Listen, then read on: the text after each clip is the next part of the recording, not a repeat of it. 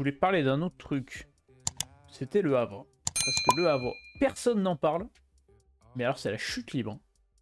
Et j'ai peur, ça sent peut-être peut-être pas Ligue 2, mais le barrage pour le Havre. Je sais pas ce que t'en penses, mais j'ai l'impression que... Pour moi, la lutte, elle se resserre quand même pour contre le barrage.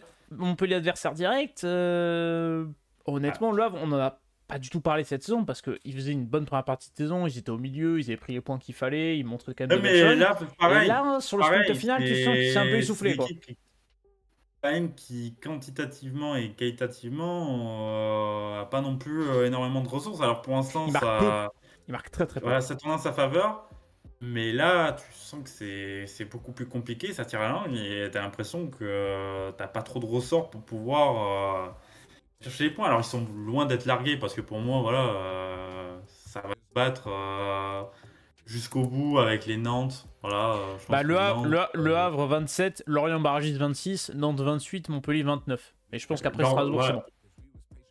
Ouais, je pense que ça, même Montpellier, j'ai envie de pas les mettre dedans, tu vois. Je pense qu'il y a une lutte à 3 qui va se faire avec Nantes et Lorient. Et tu pars pas favori parce que Nantes commence à avoir l'expérience de jouer le maintien chaque année. T'as Antoine Camboré qui sait très bien jouer ses sprints finales. Et enfin, Lorient, quand même, t'as un effectif quand même avec de la qualité, même si là c'est beaucoup moins bien depuis quelques matchs. Si j'ai envie de dire quand même un bémol, un bémol à ce que je viens de dire, c'est la prestation contre Brest qui était quand même d'un bon niveau et ça tourne pas en ta faveur et ce but de Del Castillo. Et ce penalty complètement oublié aussi. Et surtout, il y a deux trucs que je voulais te souligner avec le Havre, c'était le calendrier. Je te l'affiche maintenant. Prochaine journée, tu vas à Lens. Ça va être costaud. Et ensuite, tu as deux matchs capitaux parce que c'est réception de Nantes et réception de Metz. Deux adversaires directs que tu dois gagner si tu veux espérer te maintenir. C'est là où ça va se baser cette... idéalement. C'est là que tu vas faire 6 points. C'est là où tu vas pouvoir te relancer parce que derrière, tu vas au parc. Ouais.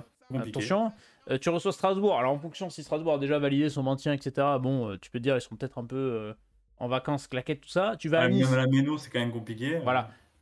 Tu vas à Nice. Bon, c'est pas... Nice, le problème, c'est que, bon, on l'a dit, ils sont en train de s'effondrer complètement, donc je sais pas où ils vont. Et dernière journée, tu reçois Marseille. En fonction des enjeux pour l'Olympique de Marseille, ça peut être un match qui peut être couperé, quand on sait ce que c'est, 38e journée, machin, la pression et tout. Le Havre, attention. Hein. Attention, le Havre. Hein, parce que...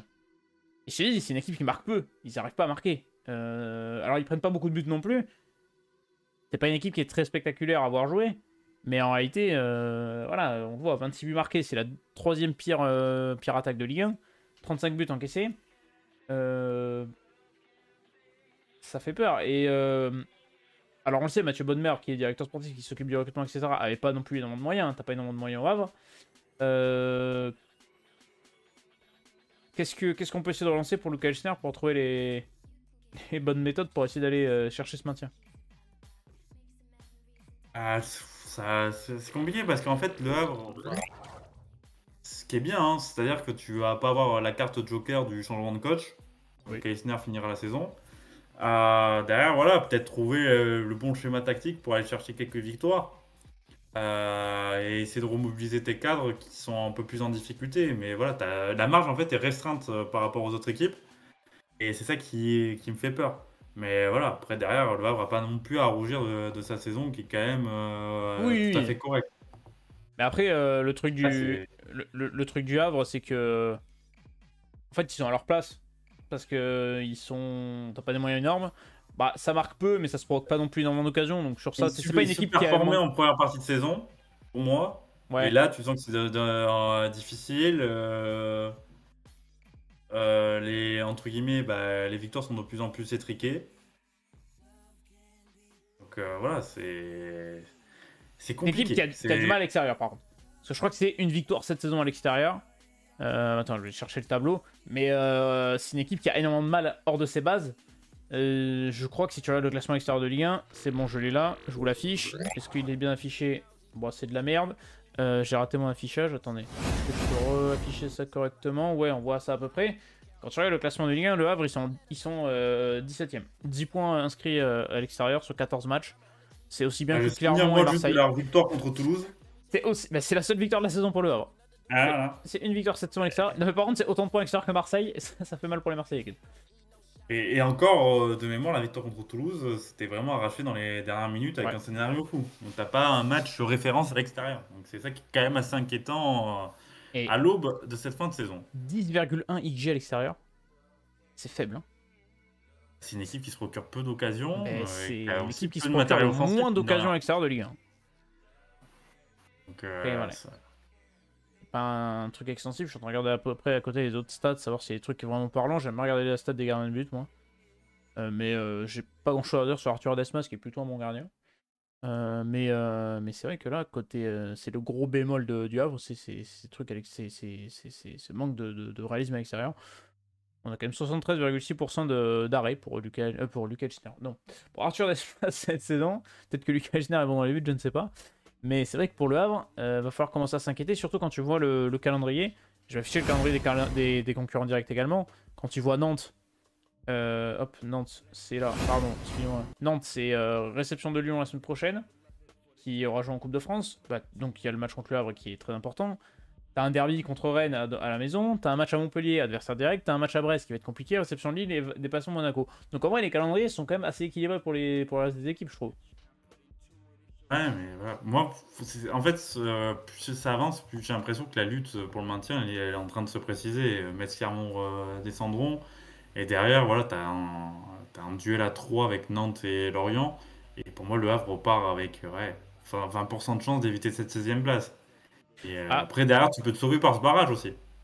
non, pour moi, ils descendront pas directement. Je pense que Metz et Clermont sont condamnés. Maintenant, je pense que la place de barrage, il va quand même falloir se méfier. Ils ont l'expérience en moins par rapport au FC Nantes et ils ont peut-être un effectif qui est moins qualitatif que Lorient sur le terme de nombre, le terme de joueurs aussi. Tout à la dynamique qui est contraire.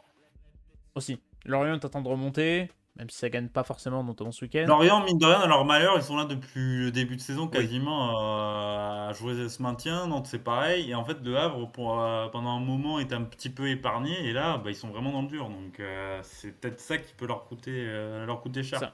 L'effectif n'est pas extensible du côté du Havre, donc ça va peut-être commencer à tirer la langue. Globalement, quand tu regardes les trois calendriers, que ce soit Havre, Lorient ou Nantes, c'est assez équilibré. Hein. Tu as quand même des gros poissons. Je pense au PSG, je pense à Lens, je pense à Lille pour Nantes notamment. Tu as Marseille. Après, le PSG, tu vois, typiquement, le PSG, tu peux pas savoir dans quel état ils seront. Avec le PSG de fin de Si saison, le il PSG est joue encore en lice avec des champions, je pense pas qu'ils auront la tête à la Ligue 1. Tu as peut-être une fenêtre d'opportunité pour aller chercher un point précieux. Donc bah voilà, on verra ça pour le Havre et la course au maintien en Ligue 1. N'hésitez pas à dire dans les commentaires qui vous voyez descendre et qui vous voyez barragiste. Sachant qu'en Ligue 2, ça commence à se préciser aussi de qui sera en haut et qui sera plus dans les barrages. Voilà pour le foot Ligue 1. Est-ce qu'il y a quelque chose à rajouter sur la Ligue 1? J'ai l'impression. On a tout dit. Non, voilà, si, peut-être souligner aussi quand même la prestation de Montpellier qui Ah oui, c'est vrai, est allé qui a chercher gagné. un succès précieux contre Nice. C'était pas gagné. Là, qui enchaîne contre Le Havre, tu sens qu'il y a quand même une remobilisation générale avec un discours qui semble avoir porté ses fruits du président avant le match contre Nice. Et mine de rien, tu te rends compte que ça a bien marché parce que ça donnait un coup de fouet à cette équipe montpelliéraine. Belle cartouche pour Maxime Esteve. Hein. Alors, très peu de supporters montpelliérains sont d'accord avec ce qu'il a dit, mais d'ailleurs, il n'y a pas langue dans sa poche, et ça on le sait. Prochaine journée de Ligue 1 qui aura lieu ce week-end avec un Lille-Marseille qui sera à suivre, à Lens-Le Havre, PSG-Clermont, Brest-Metz, Toulouse-Strasbourg, Montpellier-Lorient, Reims-Nice, Monaco-Rennes et Nantes-Lyon pour terminer. Il y a des matchs très intéressants. Montpellier-Lorient vaudra son pesant d'or pour moi.